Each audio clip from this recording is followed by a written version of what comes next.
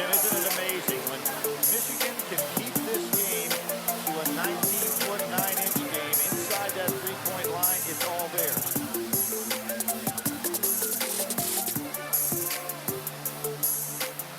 Welcome to the 19-9 podcast. I'm here with a special guest today. I've got TJ on the line, and we connected with him through his podcast, Stoop Hoops, a little while back now, but I'm excited to have him on the 19-9 podcast.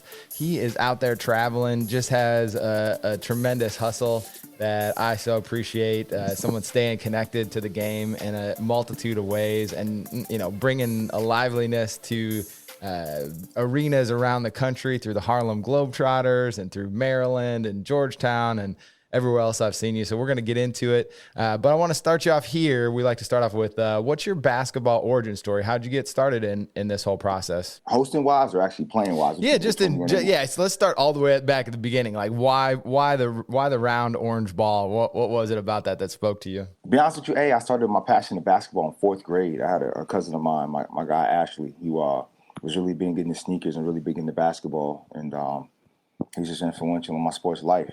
He still is to this day.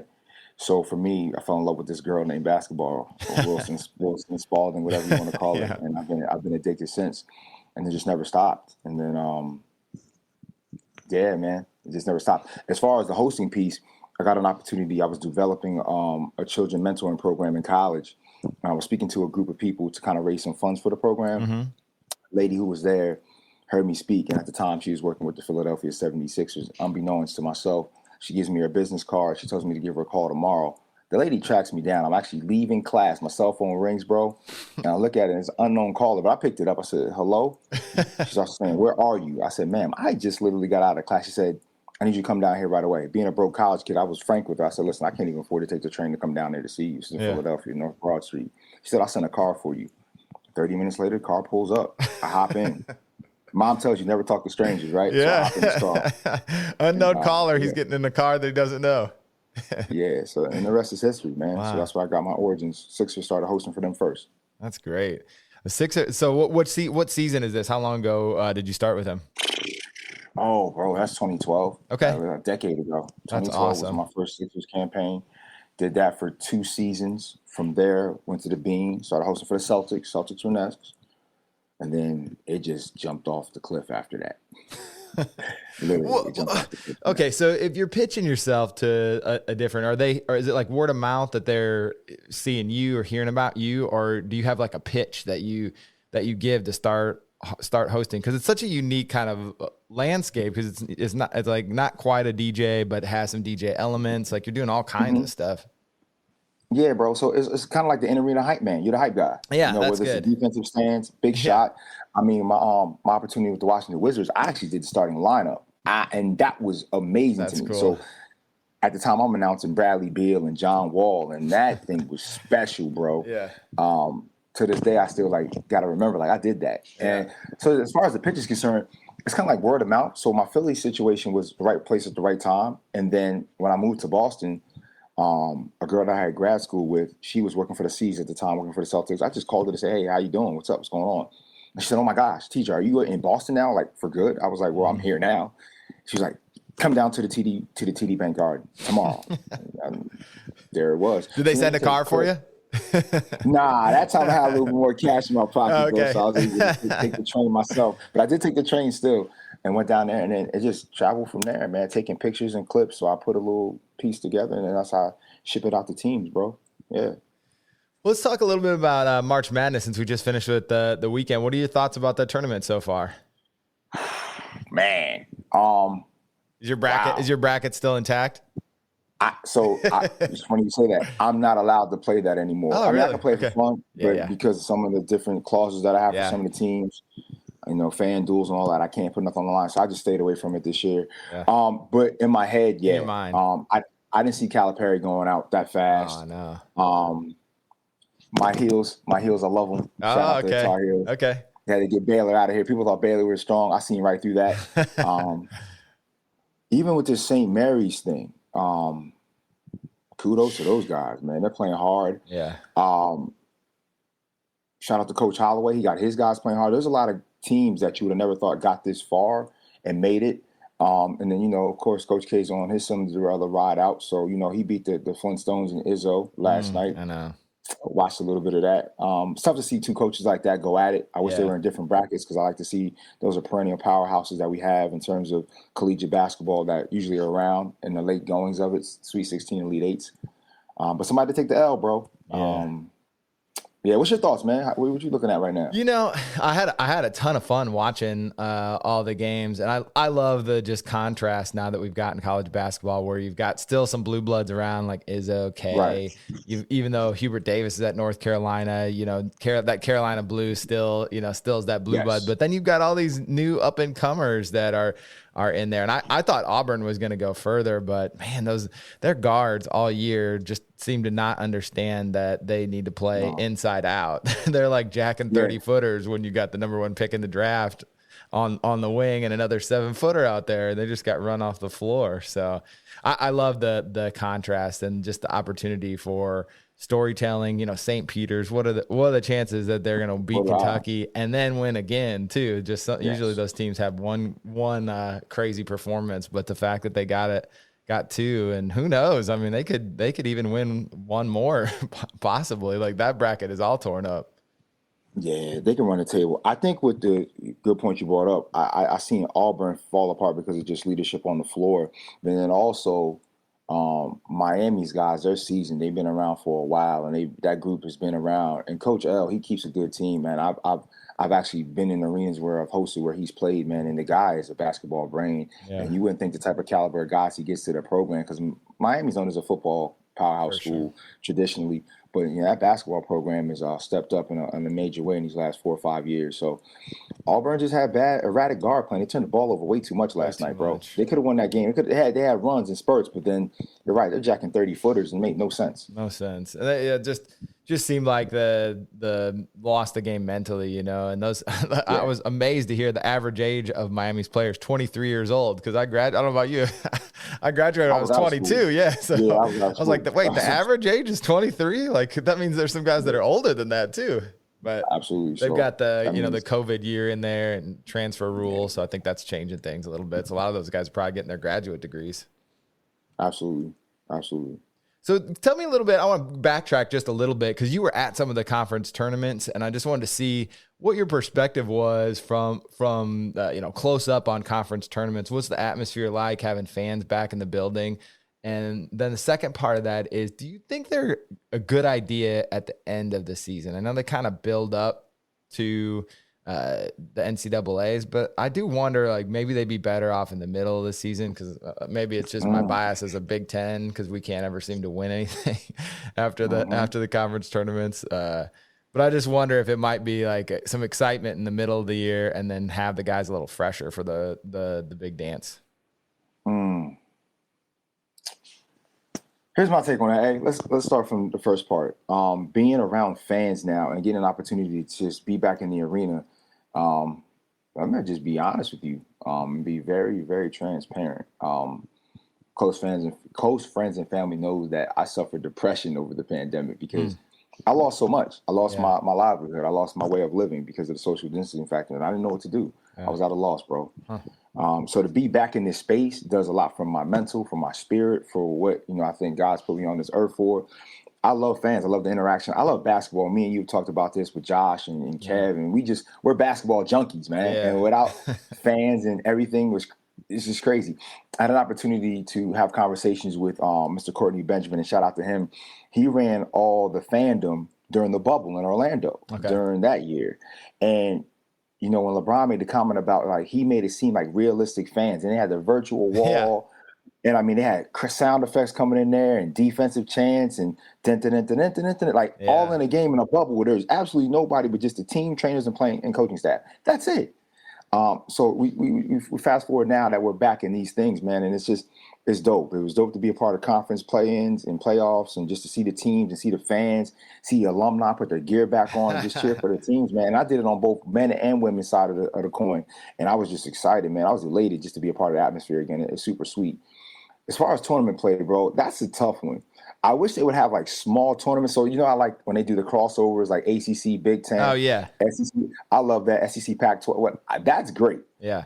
It's just something we need to do more of. I don't know how we figure it out. I'm not the guy to kind of put my brain around that one, but Yeah. I agree, man. I don't like it so much. At the end of the season, guys are a little tired, a little burnt out. Maybe we shorten the regular season to give more energy during that conference title. I don't know. What's your thoughts on that, man? I'm curious to see what you got to say. Ever since I heard the idea for the NBA, I just think like why not? I mean, if I think about a time in the college season where I'm probably least attentive, it's that like Christmas to New Year's time, basically. It's like, it's right before you start conference play.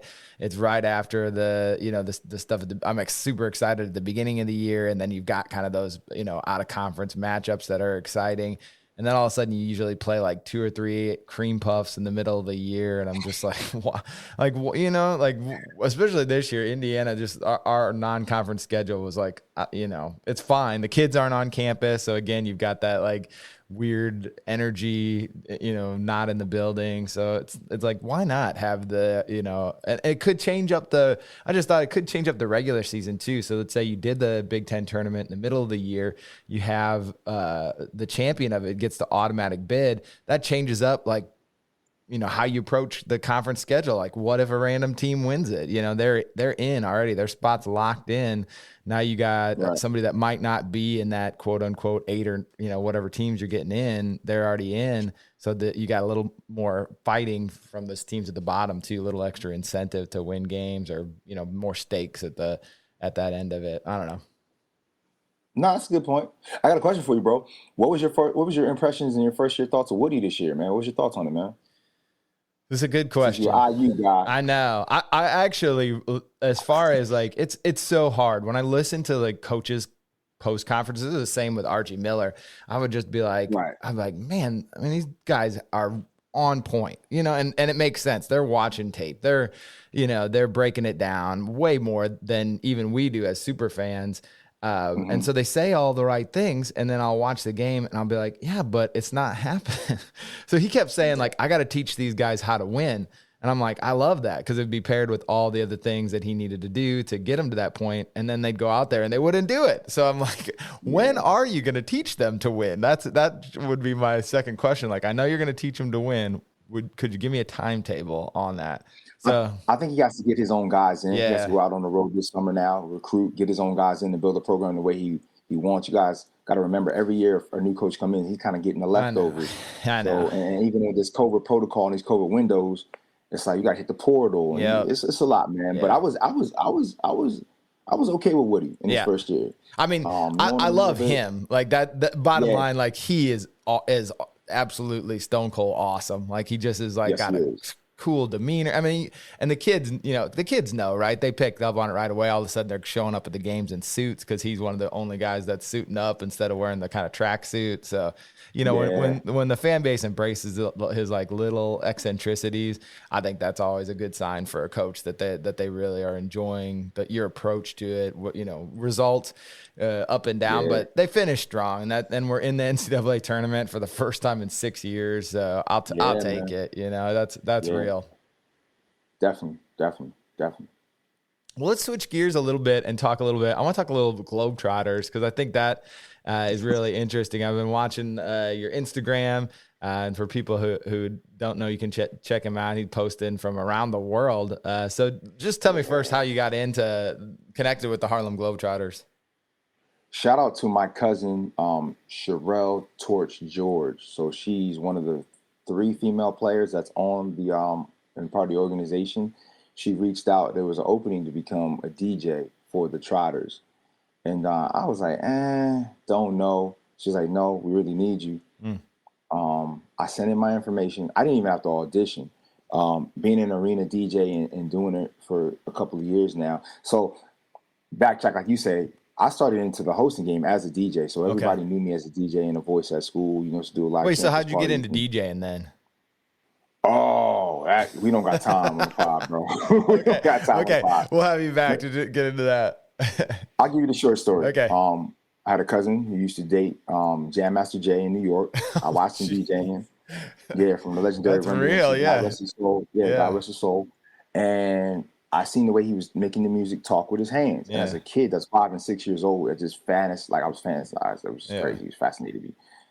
Rest is history. That's so cool. Took it. I learned how to DJ with records, not the stuff that the kids are doing now. I know how to DJ with records. Also showing my age a little bit. Shh, don't tell anybody. Yeah, right. But I know how to DJ with records. So, and then it just jumped off, bro. So got the campus doing all the parties, Philadelphia, all over, doing something, going to other campuses. Yep. And had fun. And then That's people awesome. heard my voice. So I would just talk over the records and started hosting. That's cool. it. That's awesome. Yeah. Yep. Globetrotters. So she talked to me about it. I was hesitant at first, jumped in, and my God, man, I've been able to see the world. I just got done from Canada.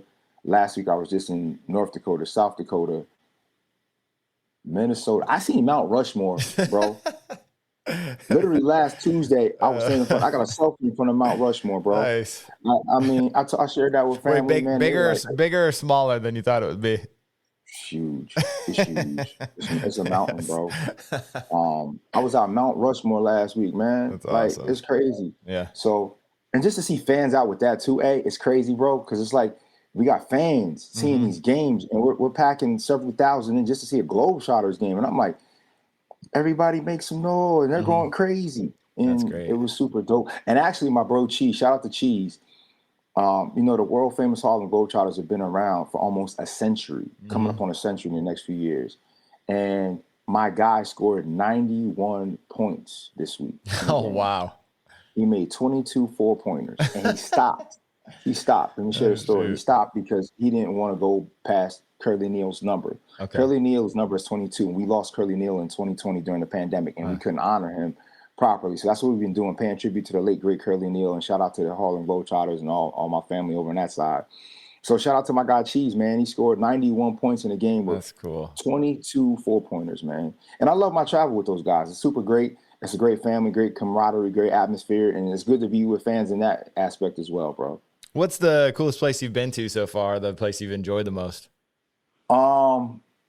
Overseas-wise has to be Dubai. Wow. The treatment over there was great, bro. It was hot every day. Yeah. And I tell you, it was hot. And it was crazy about that because we were at the World Expo in Dubai. Okay. So what they do is, pretty much it's like the World's Fair where all countries represented, and it's super great. And be over there with the U.S. consulate, and they touring us around, and we're literally like stars. Huh. That's the best way I can tell you. Like, people want to stop and take pictures with me. I'm the DJ. Bro, we were in Duluth, Minnesota. I signed 57 autographs as a DJ. I'm not on the floor, but I'm hyping it up, playing some great music, man.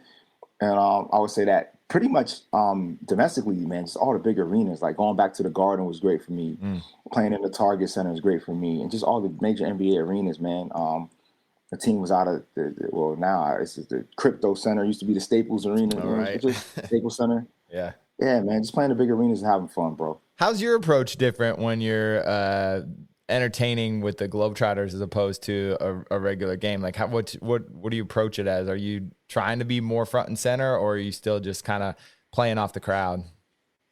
It's a play off the crowd, man. I'm in the background with the Globetrotters too. We have a main host, so I'm not the guy that's being a front runner a lot, man. So I just play my position, play the good music. I play a lot of music at the players' hype. I'll do a couple of things and talk on the mic during the pregame.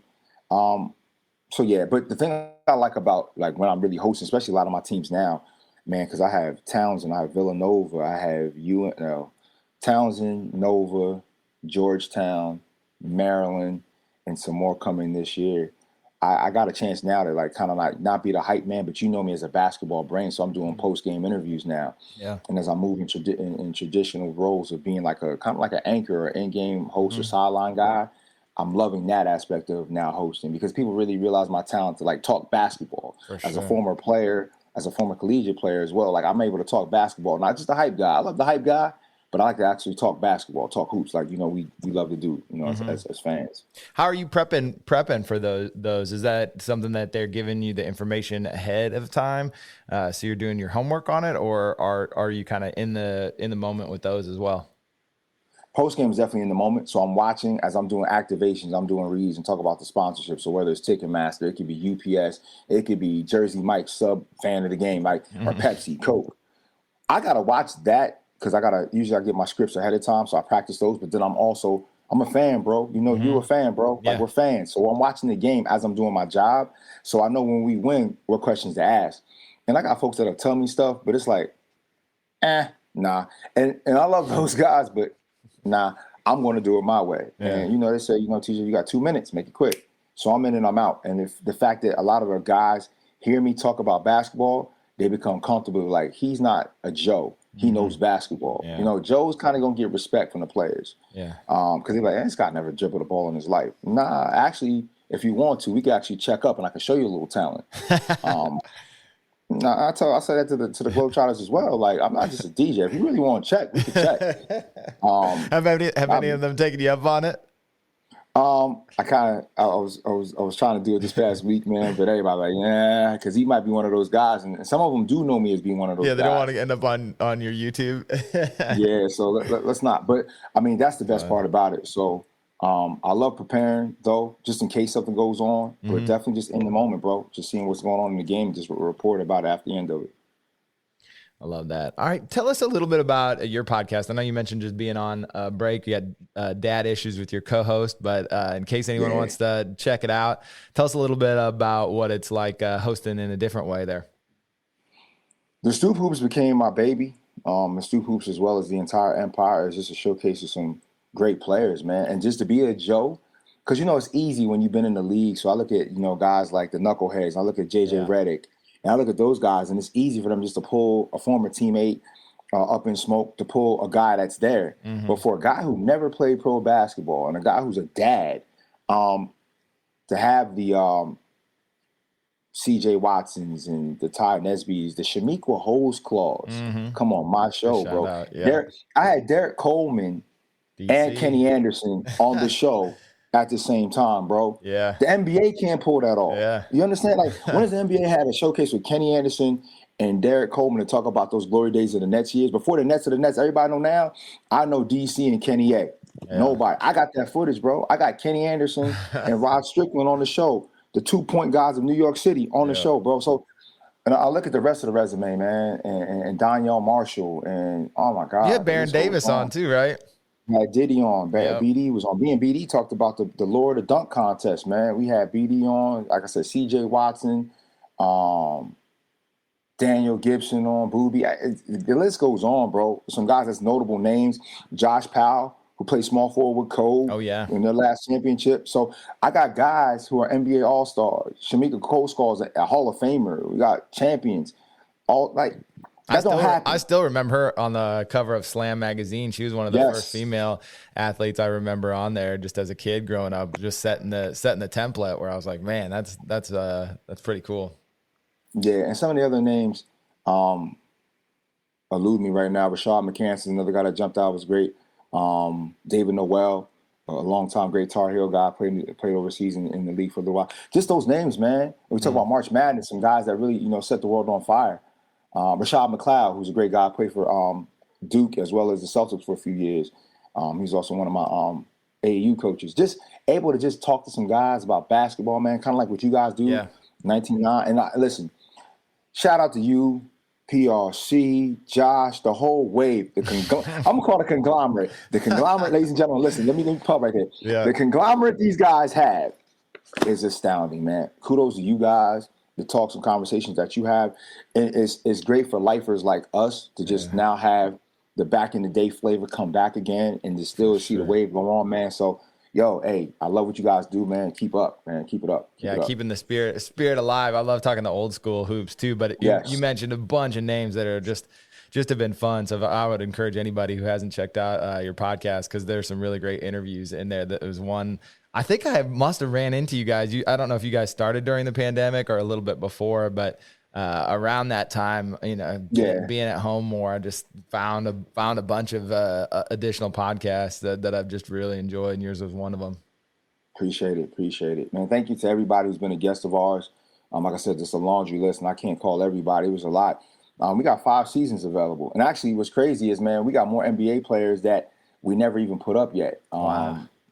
Because we want to actually have a recasting and some different things, but we still sitting on about 10 episodes in the tuck, bro. That's cool. All NBA guys. That's great. And I'm gonna hold the names, but we got We got some names still, Teasing it man. We out didn't even there. I uncover love yet. it. I Yeah, love it. absolutely. Absolutely, man. Well, give me your kind of outlook on the state of college basketball, because I've been asking this kind of all season. I love hearing from people, especially involved, just taking the temperature, especially as a hype person with NIL and the influence that football has all over, college basketball, the state of budgets for colleges. Like, from the a bit of an insider's perspective, where do you see things going? Are you going to be hyping part of NIL deals in the future, or what's your plan to get hooked into some of that stuff? So I have my guy. Shout out one of my team members on our Stoop Hoops teams, and one of the managers involved, V Moss Vaughn. He does a lot with the NIL space for us and talks a lot about it. Like, the name, image, likeness thing is big, bro. Because we look at the Fab Five and what they went through. Imagine an NIL deal with the Fab Five, or the old Bannon brothers back in the day, but just being those guys. Like, Zion just a couple of years ago, right? If that had been around, oh my out of gosh, control. oh my gosh.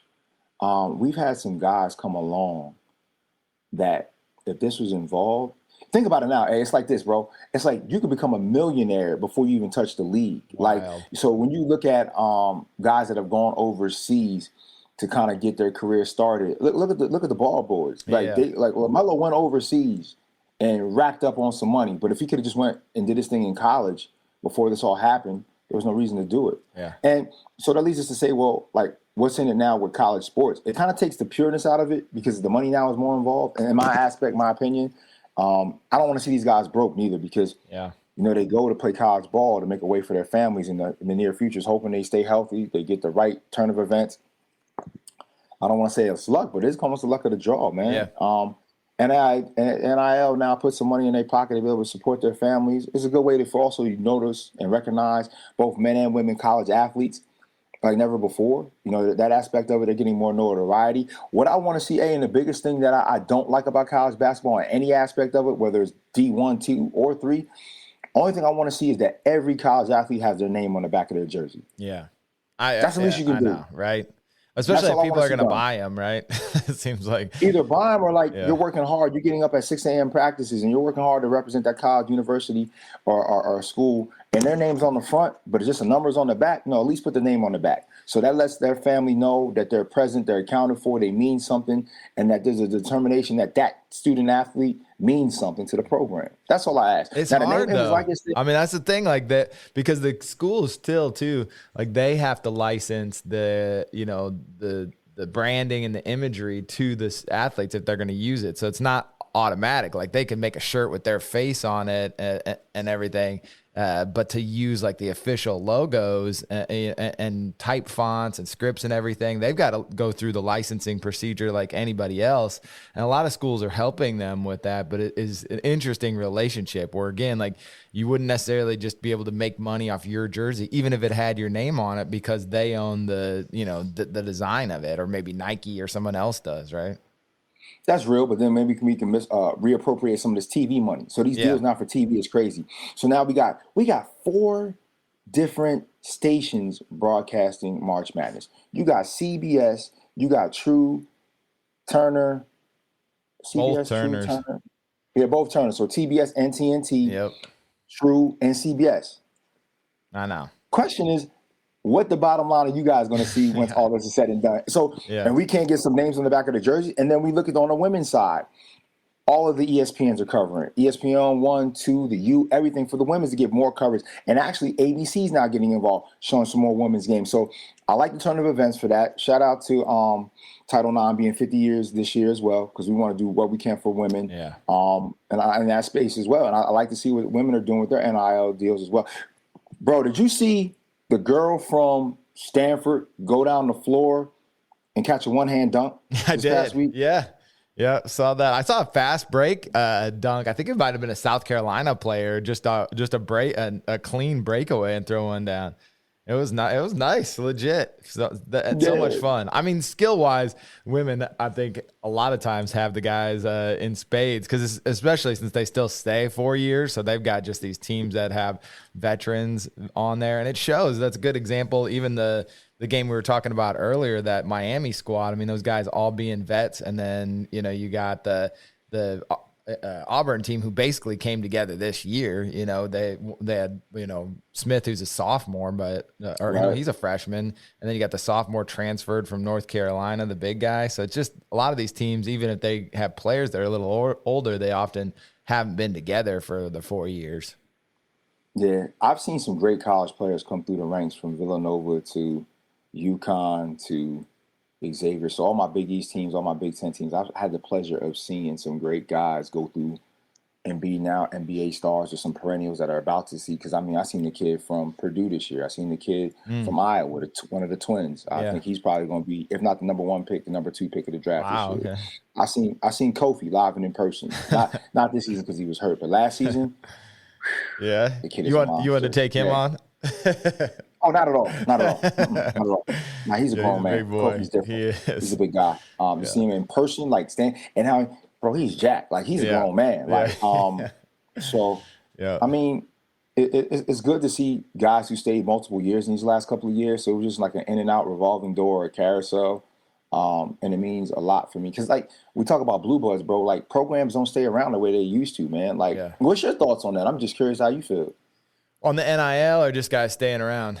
NIL and staying around, bro. I really like it. I think that it was a long time coming, and I think that my concern is just the way that it's been rolled out. I think that it puts the athletes in a precarious position, right? Because it's got some just kind of quirks to it, and there's not really a governing body, and so I just worry that they're gonna eventually, as more people try. I think everybody seemed kind of cautious this year, but someone's gonna just throw big money out, or they're gonna start to try to find ways to get them more money, and because there's all these like organizations and alumni that are building these funds up, and I just worry that something's going to happen, and that the athletes are going to get caught up in it because they're just trying to prosper off what they're doing and making money for their schools and providing an entertainment product, and they should just be able to get whatever people want to give them, because that's just kind of like they're the product and they're the entertainment value, but they're going to be the ones in the crosshairs too. It's kind of like, I don't know if you've seen the book yet, but there's a book out that's pretty good. It's called Black Market, about Merle Code, the coach that got caught kind of in, he ended up going to prison. We were supposed to have him on, and unfortunately he ended up having to go before we had him on, and it's just crazy story. I know. But it just got real for him. All these coaches that were in there, from Sean Miller to Wade, LSU's dude. Exactly. LSU's yeah. guy. So they kind of were 1 degree removed. And then they got a couple of the guys lower down and made the example of them. And it's tough. I don't want that to happen to any athletes. And I don't know that it will, but I worry that it might. Yeah, you don't want it to turn into the Wild Wild West, and you don't want it to turn into blue chips either. You don't. I mean, the guy from LSU, man, I mean, you got players' girlfriends getting paid off to keep quiet. Like, crazy. What are we doing? It's crazy. Let's talk about blue bloods, man. What about perennial programs? Because I had the pleasure of being a part of one former perennial program. I hope it turns back around very soon, and I'll leave it at that. But I love those guys. I love the team. It's been a tough year, tough go after coming off of a championship year last year. But what's your thought on that, man? Like, some of the bigger programs taking some turns and some of the other programs coming out, man. So what's your thoughts on that? I'm really excited to see what the ACC will be like. It looks like, at least for the next couple of years, the Carolina and Duke will kind of hold their positions. But I do wonder if somebody could sneak in there, like an NC State or someone else could establish themselves, because it certainly happened in the Big Ten. The blue blood that was IU wouldn't even put them in the conversation anymore. And I think that once so much is attached to the coaches, and that's that transition that's so tricky to pull off. Like, Shire seems fine now, but in 5 years, will it be the same? He's kind of got the Coach K shine and connections, but as he drifts from the program a little bit, will that maintain? So I love. How do you like the Shire hire? Would you want with Shire? I probably wouldn't have, but I wouldn't either. Yeah, but throw some names out, bro. Let's get into it. Come on, man. It seemed like Amaker was the guy, right? Like I don't know why K threw him under the bus, but it seemed like he was the he was the guy that was Did lined Tommy do up. enough? Did Tommy do enough at Harvard to make Maybe the not, pull? probably not. But I mean, it's so Nah. hard. It's so hard. Like it's like saying Woody's not going to be good because he's been in the NBA. You know what I mean? It's hard to translate. Like, you can't like pull, you can't pull 5 stars at Harvard, right? Because you got to get in. They got to get into Harvard too. They gotta get in. Yeah, Which is so true. and they gotta maintain that, and then you're not on TV and all the other stuff. So it's like, why am I going to Harvard, right? And it's just different at Duke. You know, you get a lot of the same things, but then you get the national TV, the NIL money, all that stuff. So I don't know. I think he would have been a good pick. Gosh, if they could Dawkins would have been good. I mean, if I don't know Any of the Hurleys? I don't know if Grant Hill would have wanted to, but he's got a lot of cachet, man. I don't know if he could coach, but I'm just saying, like, as far as his as far as his Q rating, like everyone loves him, right? He's kind of like the guy that does he even need to coach? You know, he could just kind of come in there, have some really good assistant coaches, and recruit all the guys because they just want to, you know, get in on his shine. I mean, he's doing USA basketball. He's all over TV. Yes. You know, it's like how what's his name? He's the vice president of the Hawks. Yeah, Van Gundy. It's like Jeff Van Gundy. He always gets thrown out there for coaching jobs. He hasn't coached in like 15 years. Why do people keep talking about him as getting coaching jobs? Because he's always on TV. He's got that kind of Q rating and cachet. So I don't know.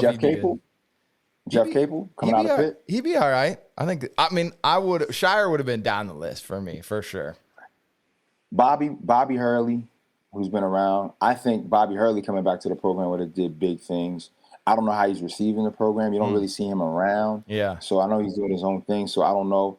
I mean, honestly. What about Battier?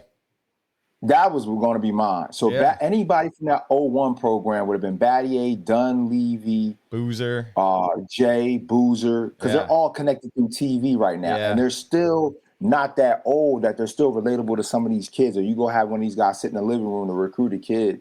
I think they could have pulled it off. I watched Jay Williams on that. He was like helping out coach a high school. There's that documentary. Yeah. He seemed like really into it. Like he was, you know, wanting to connect with young people in that, you know, coaching kind of model. Yeah, that was one of the, I think LeBron put that together. Him and LeBron put that together. It was pretty good. I can see that. I just don't know if Shire, like you said, has the luster 5 years down the line. Yeah. And to see where he's at recruitment-wise 5 years down the line. You can only go off of the Coach K coattail for so long. And then, I mean, but listen, man. Maybe. They're bringing a lot. They're bringing a lot of 5 stars in this year. All right, obviously, he did something. Yeah, he's doing all right. Yeah. So Coach K's got a whole Rolodex of phone numbers. That's the nice thing. So. Yeah, he does. Yeah. He does. I know he's going to be close to the program. So it's not like he's just going to be casted away. And it's still going to be Coach K. He's still going to be around. He's going to make sure the program is still striving until he's like 6 feet deep. We'll see. That could be a tough thing too. Coach Thompson, who you got to meet, could say that too. It's tough to have that legend around when you're trying to make it your own. You have that first couple big losses or losing streak, and he's in the background. That can be tough on that new coach too. It was. Shout out to Coach Ewing and the great late great Coach Thompson. I know they talked often. Mm-hmm. Man, he's. Listen, big coach is always around the program, even though he wasn't physically coaching there anymore. I mean, he would get on me if I didn't have enough height. If you told me if my jokes were bad, he would tell me. Like bro, let me tell you something. When I used to go down that back hall and I would see him standing there, I'd be like, it was like I was almost a player, bro, and I'm just a team host. Yeah. This guy has the deepest voice you ever want. Young man. I'm like, what's up, coach? And I tell him, what's up, coach? Yeah. We gotta work on the jokes. We gotta work on them, you know. But then I would walk away. I'm like, all right, coach, have a good night. He said, listen, tell your dad I said hello. I'll see you next game, man. Way to give the energy. We always need you. He would get on me about something, but he would always give me something like a nugget, like to say, but we see you. And he would always talk about my dad. Him and my dad used to have conversations when my dad would come to the games, and you know that was always special. And being a kid that was raised on like blue bloods around, like all my cousins loved Georgetown. Everybody at Georgetown starter jacket. And then when AI came around and brought that feeling back, man, Georgetown was back. So to be a part of that legendary program and that legacy, man, for the last 4 or 5 years has been awesome for me. It's been awesome for my family. It's been awesome to have my family members who can remember what the '84 championship looked like bring them down and bring them onto the floor and just soak up that goodness, man. Like anything, man, if I would say this about this whole journey of life, man, it's able for me to have some of my family members live through me and take them to some of these different arenas and see what it's like behind the scenes and just show them everything that I have to go through, everything from pre-production meetings to being live on the floor. And they always ask me, how do you do it? It's tough sometimes being in front of 50, 60,000 people, man, and talk. It's not easy. Yeah. It's not easy. Yeah. So. Well, hey, let's finish up here. I really appreciate your time today and had so much fun. We're going to get you back again because I just enjoy chopping it up with you and hearing about where you've been in the world too. I got a few quick hitters. So first of all, Sure. what's your morning routine like on a game day? How are you getting prepped for the day? The gym. Okay. The gym. Try to talk as less as possible. Get a good meal. Usually I get something from the chefs that are cooking in the arenas before. We have a place where we eat at. Yeah. So I eat usually some vegetables, plenty of water, and then get ready to rock and roll, bro. Do you have a favorite motto or saying that you use a lot? Let's go. Let's go. I love it. Yeah, everybody tell you that. Let's go. What's the coolest venue you've been in? Oh, I know. You're trying to get me. I know. You're trying to get me. You can do a no if you want to. No, if you need the out. No particular order. Top No. five. Top Okay. 5. Okay. MSG. Okay. Xfinity Center on Maryland's campus. Okay. The Target Center I love because the Lynx have won so many championships in terms of women's basketball. Nice. Like it's iconic just to go in there for them. Yeah.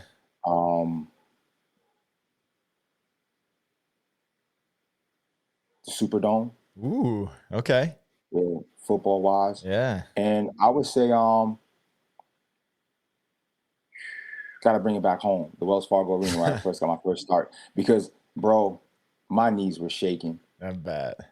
That's cool. Yeah. Yeah. Just a place that you've always imagined like being in and all of a sudden you're a part of it. Yeah. That's great. Got to.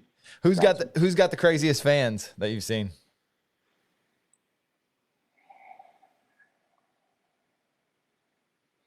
Terp fans are pretty wild. Nice. Terp fans are pretty wild. But I will say this, though. We've had some visiting fans that are pretty wild, too. So that PSU game, it was like a PSU home game. Penn State versus Maryland. That state rivalry is like the Hatfields and McCoys. It's like the in between the Mason-Dixon line. So PA to Maryland. Oh, my God. Yo, hey, if I can fly you out, if you want to come out, I got tickets for you. I'll put you on the 50, bro. All right. That is something for the books. You can do a podcast on that by yourself. We're going to do it. I'll make Josh come with me too. That'd be great. Definitely. That's a good rivalry, good one to watch. Also, anytime Georgetown's played Syracuse. Oh yeah. Yeah. Same thing. Old school, that's like deep seated rivalries. Yeah. Yeah, that's great. That's a good one. Okay, who's the most impressive opponent? Maybe it was the guy that just scored 91. Who's the most impressive kind of player that you've seen on court?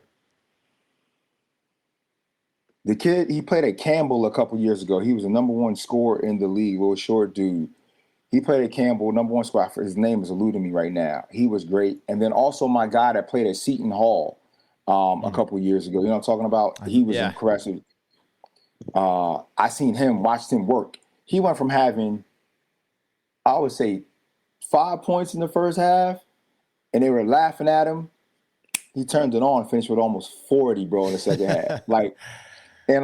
It was incredible. And we were watching him, and it was the reason why, he went to the league. He's been injured now. He got drafted by the Knicks. He played for the Westchester team, the G League team. But I've had some guys, and I mean, even seeing Ed O'Bannon Jr. with TCU this year. I got a chance to watch him play ball, bro. Nice. And now I'm in a bracket of seeing guys I watched now have their sons play. Yeah, crazy. So like seeing Ron Harper's son and Scottie Pippen's son in the arenas and watching them play has been super dope. That's cool. Well, again, TJ, so appreciate your time today. We'll have you back soon. Keep at it. The hustle is real, and I hope that everybody checks you out, the Stoop Hoops, and your social media, and just gets to follow along. I've been enjoying living vicariously through your travel adventures and basketball adventures, and we'll be in touch soon.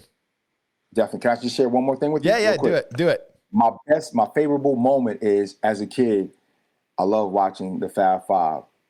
It's a crazy thing. So I had a pair of new Huaraches when they re-released them. Jim Jackson, the great Jim Jackson, Ohio State guard Jim Jackson, Yeah. TV analyst Jim Jackson has become a colleague of mine over these last couple of years. He's been a mentor to me. Nice. I can call him and text him at any time if I have questions about stuff. Long story short is, I said, Mr. Jackson, I need a favor. I got these Hirachis. Do you think you can go get, Coach Howard to sign them? He's like, man, give me that bag. He goes to the back. He goes to the back, with my Hirachis. And I go to him at halftime. I said, what happened to my sneakers? He said, go behind the DJ booth and see what's over there. I pull them out. To TJ, much love, Javon Howard. On both of my Hirachis, bro. Shout out to Javon. Now, everybody knows the Hirachis are legendary. If you talk about the lore of the Fab Five, if it's not the Barclays and black socks, it's the Hirachis and black socks. Definitely. I got a pair of Hirachis signed by Coach Javon Howard. Man. That's my story. Hey, good luck to him in the Sweet 16, too. I didn't know if they would turn it around, but 5 straight Sweet 16s, that's legit. Yes, sir. Yes, sir. So that's my story of the day, bro. I love it.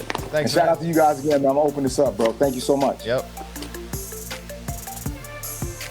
Thank you for listening to the 19.9 podcast. If you haven't already subscribed to the podcast, make sure you do. And while you're at it, leave us a rating or review. 5 stars only, like the basketball camp. We also have links to all of 19.9 social media so you never miss a release. Until next time.